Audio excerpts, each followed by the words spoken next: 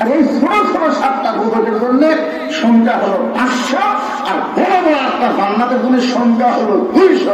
হিসাবে আমরা এমনি জান্নাতি ধরে কথা দেখছি। তাহলে আল্লাহ কোন মানুষের জন্য বললো ইন্নাল ইনসানা লাফি খুসর? এই মানুষগুলা কারা? এখন আমাদের বাছাই করার দরকার আছে না? দরকার আছে না? আল্লাহ বললেন বাছাই যদি করতে চাও তাহলে শোনো, ইল্লাল্লাযীনা আমানু ওয়া আমিলুস সালিহাতি ওয়া তাওয়াসাউ বিল হক ওয়া তাওয়াসাউ বিস সবর। সবাই মনোযোগ দিয়ে শুনবেন। এই 4টা বলেলাম কয়টা? এই 4টা কাজের মধ্যে যদি আমরা থাকি তাহলে আমরা ক্ষতির মধ্যে পড়বো না। বিনা হিসাবে আল্লাহ আমাদেরকে জান্নাত দিয়ে দিবে। আপনারা কি 2-4 বছর দৌলত খাইটা জান্নাতে যাওয়াটা চান? 2-1 বছর পরে হুজুর আমার 2-4 বছর দৌলত খাটা দিবে, তারপরে দিন না।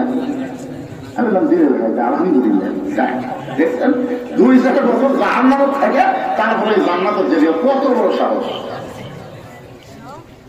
আপনার বলেন তো দুনিয়ার যে আগুন জাহান্নামের আগুনের চাইতে পাওয়ার কম বেশি?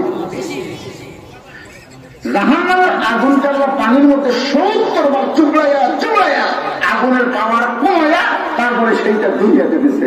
সেই দুনিয়ার গরমটা আগুনে 5 মিনিট হাত দিয়ে থাকার বড় কি আছে দেখা করে। তাহলে নর্মাল আগুনের মধ্যে যদি 5 মিনিট আপনি হাত দিয়ে থাকতে না পারেন তাহলে জাহান্নামের 2-4 বছর আপনি থাকলেন। এই কথা আপনার মনে আসতে কেন? আচ্ছা ঠিক আছে, আল্লাহ আপনার জান্নাত দিবে যদি আল্লাহ হিসাব চাই।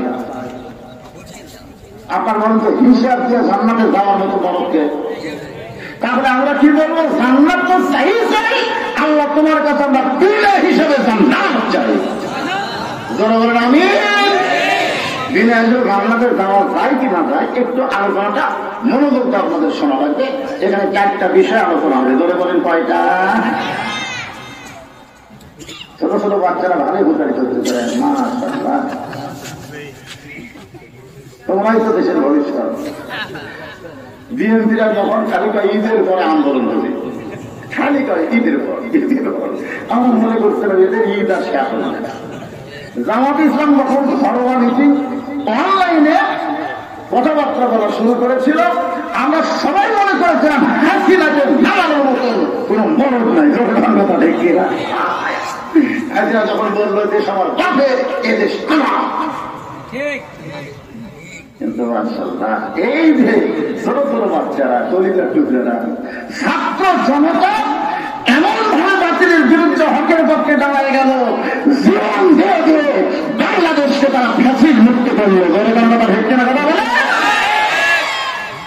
কি দোয়া করবে? এদের কলিজার টুকরা যুবকদের দেখলে আমার প্রাণ ভরে যায়। ঘুরে গেলে দিন শেষ, যুবকদের বাংলাদেশ। জনগণতা ঠিক না? হ্যাঁ, যুবকদের তো বাংলাদেশ। যুবকের একটা মনোযোগ শোনা দরকার। আজকে দেবী মনে হয় ও আগামীকাল থেকে তারাবি শুরু হবে। জনগণতা ঠিক কিনা?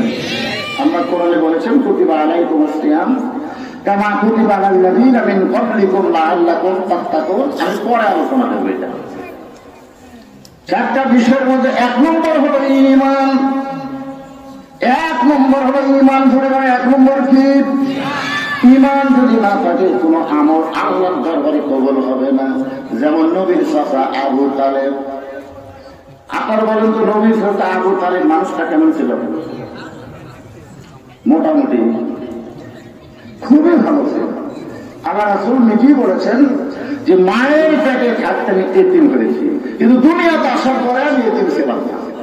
সাহাবাদের হুজুর মায়ের পেটে আপনি এতিম ছিলেন আর দুনিয়াতে আসার পরে এতিম ছিলেন না, এটা কেমন কথা? রাসূল বললেন ভাগ্যবনে এমন একটা চাচা পাইছিলাম যেই চাচা আমাকে এমন ভাবে আদর সহাগ করেছে, আমার যে বাবা নাই এটা আমি বুঝতেই পারি। অথচ এই মানুষটা ঈমান না থাকার কারণে জাহান্নামী হবে।